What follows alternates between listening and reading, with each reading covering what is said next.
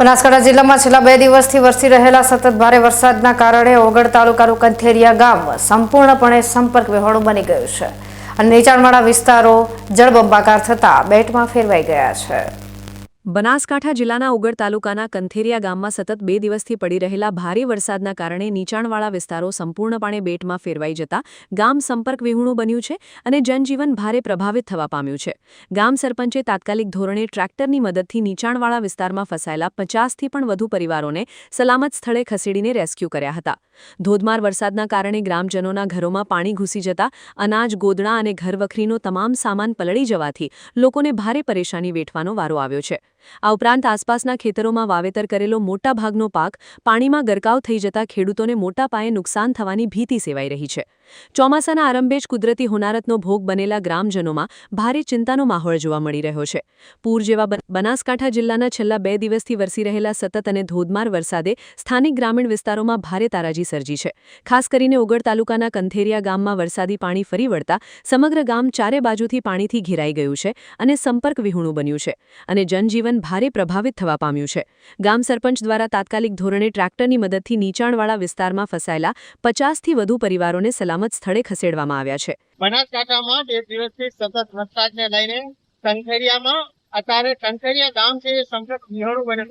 હું તમને સીધા જે દ્રશ્યો બતાવીશ કે અહીંયા જે લોકો જે ટ્રેક્ટરમાં ચાલીને જે લોકો અત્યારે ટ્રેક્ટરમાં જે એમના જે પરિવાર છે એ સુરક્ષિત રીતે ગામમાં તેમાં આવવા માટે પ્રયાસ કરી રહ્યા છે। હું તમે જે અહીંયા જે માટી છે એમને માટી છે જો તમે અહીંયા માટી કેટલું પાણી ભરાણું છે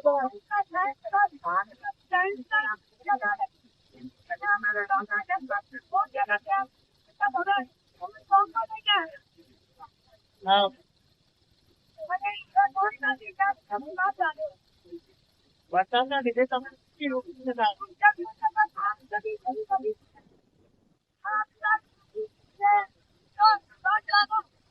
ઘરમાં જે અનાજ હતું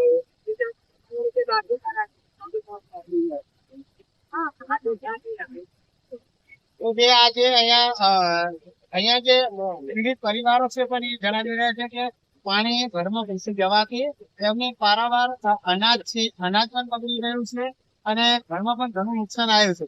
અત્યારે અહીંના જે સ્થાનિક સરપંચ છે એ એમનો સંપર્ક કરી અને ટ્રેક્ટર દ્વારા એમને સુરક્ષિત સ્થળે લઈ જવામાં આવી રહ્યા। માનસી ચૌહાણ, BK ન્યૂઝ, ઓગળ, બનાસકાંઠા।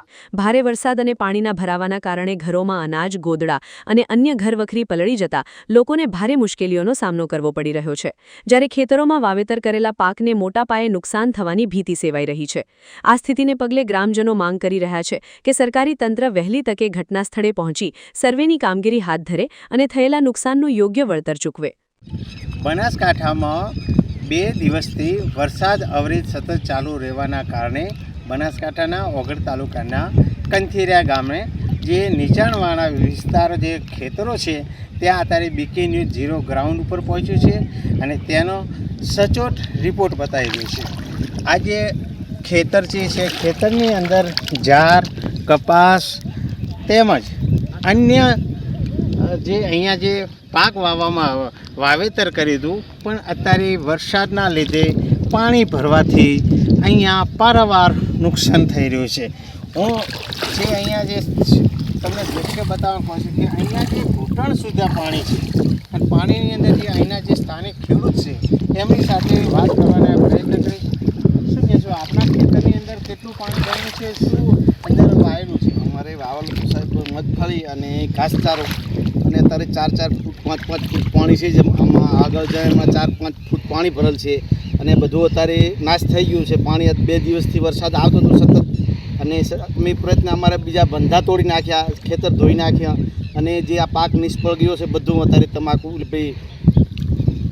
વાવેલી, જાહેર વાવેલ હતી અને કપાસ વાવેલ હતો અને મગફળી વાવેલ હતી સાહેબ। આ બધા ખેતરમાં અને બધું અત્યારે નિષ્ફળ ગયો છે। કેટલા વીઘા જમીનમાં છે આ સાહેબ?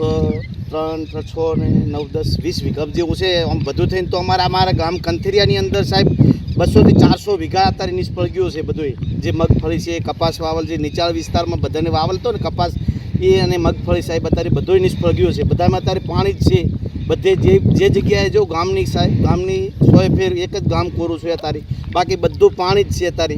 2 દિવસ આ કાલે તો અમારું ગામ વિહોણું સંપર્ક વિહોણું ગામ હતું. રોડ ઉપર બી એક ગુડાહમાં પાણી હતું. જે પાકો ગામમાં આવવાનો સ્ટેશન ઉપરથી રોડ છે ત્યાં આગળ ભાઈ ગુડાહમાં પાણી હતું. કોઈ સાધન જાતું જ નહોતું, કોઈ બાઇક કે કોઈ ગાડી કોઈ આવતું નહોતું, કોઈ જાતું જ નહોતું. લોકોની પરિસ્થિતિ થોડીક 2 દિવસ તો બહુ ગંભીર રહી. આજે જે વરસાદે વિરામ લીધો છે તેથી કરીને પાણી થોડા ઓસરે એવું લાગે છે. નહીં સાહેબ, હજી થોડું એટલું બહુ પાણી નથી ઓહર્યું, હજી એટલો નિકાલ પાણીનો નથી થયો આગળ. અત્યારે હજી એની સ્થિતિ કાલે જે હતી ને એની સ્થિતિમાં પાણી પડ્યું જ છે હજી. અત્યાર સુધી કોઈ તંત્ર અહીંયા આવ્યું ખરી? નહીં સાહેબ, અમારે તલાટી સાહેબ હતા કાલે અહીંયા આગળ હાજર હતા. તલાટી સાહેબે જે અમુકને મકાનામાં સાહેબ પાણી અત્યારે અમુકને બાજરી ને એવું બધું એની પછી સાધન લઈને સાહેબ ફરવાઈ ગયા હતા. અમે ચેક કરવી જોતું અને મકાનામાં પાણી ભરાઈ ગયા હતા અને બાજરી ને એવું સાહેબ અમુકને અનાજ ને એવું બધું પલળી ગયું ઘરમાં. ઘર વખતનું સામાન આવ્યું છે એ પહેલી વાર આવ્યું છે કે આની પહેલા પણ પાણી ભરાતા ખરી? આની પહેલાં બહુ વર્ષ થઈ ગયા સાહેબ એને, અને આ પહેલી વાર જ ભરણું છે આટલું પાણી. ને આટલું પાણી કોઈ દિવસ આવ્યું નથી કંથેરિયામાં સાહેબ. 2017માં એ ટાઈમે આવ્યું હતું સાહેબ, જે પૂર આવ્યું એ ટાઈમે પાણી આવ્યું હતું. એની પાસે પાણી નથી આટલું આવ્યું. અને આ તો વચ્ચે તો બહુ પાણી આવ્યું સાહેબ. આટલું પાણી અમને એટલું હતું જ ને મનમાં કે આટલું પાણી અહીંયા આગળ આવશે આ સાલ.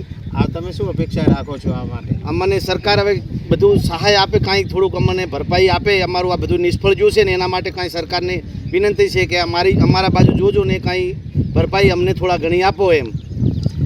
તો ખેડૂત જે જણાવી રહ્યા છે કે હમણાં જે 20 વીઘા જમીનની અંદર જે પાણી ભરણું છે અને પાણી ભરાવાના લીધે એમને જે અહીંયા વાવેતર કર્યું હતું અને વાવેતરના લીધે અત્યારે 5-5 ફૂટના અત્યારે પાણી તે ને અંદર ગરકાવ છે, જેથી કરીને પાક નિષ્ફળ જવાની પણ ભીતિ સેવાઈ રહી છે. ખેડૂત પણ અત્યારે અપેક્ષા ધરાવશે કે અહીંયા સર્વે થાય અને સરકાર તેમને સહાય આપે. Mansingh Chauhan, BK news, Kankrej.